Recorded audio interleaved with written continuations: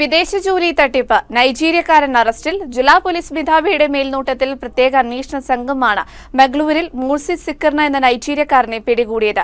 Wayanad cyber SHO Saju ജോസഫിന്റെ നേതൃത്വത്തിലായിരുന്നു arrest.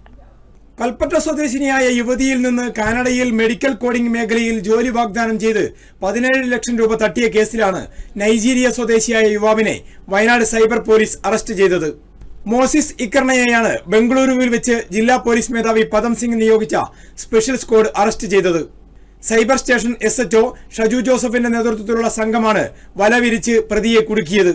ഇയാൾക്ക് എക്സാക്ട് ലൊക്കേഷൻ ട്രേസ് ചെയ്ത ശേഷം പിന്നെ നമുക്കൊരു സീരിയസ് ഓപ്പറേഷൻ ആയിട്ട് ഇയാൾക്ക് പിടിച്ചിട്ടും നമ്മുടെ ടീം നമ്മൾ ബംഗളൂർ അയച്ച് പ്രോപ്പർ ഒരു 2-3 ദിവസം അവിടെ താമസിച്ചിരുന്നു. എല്ലാവരും നന്നായിട്ട് പിടിച്ചിട്ട് then we conducted this operation. കഴിഞ്ഞ ഒക്ടോബറിലാണ് ഇത് സംബന്ധിച്ച പരാതി സൈബർ സ്റ്റേഷനിൽ ലഭിച്ചത്.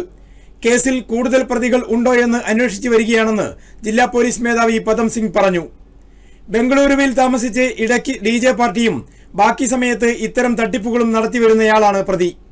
വിദേശ ജോലി തട്ടിപ്പിന് നിരവധി പേർ ഇരകളാകുന്നുണ്ടെങ്കിലും വിദേശ പൗരന്മാർ പിടിക്കപ്പെടുന്നത് അപൂർവമാണെന്ന് SP പറഞ്ഞു.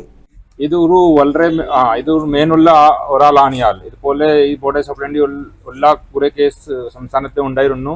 പക്ഷേ ഇതുപോലെ he is working from 2014 and he has taken a lot of money from Kerala.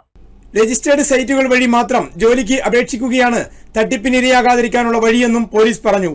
Laptop, mobile phone, bank account വിവരങ്ങൾ എന്നിവയും പണവും പ്രതിയിൽ നിന്ന് പിടിച്ചെടുത്തിട്ടുണ്ട്.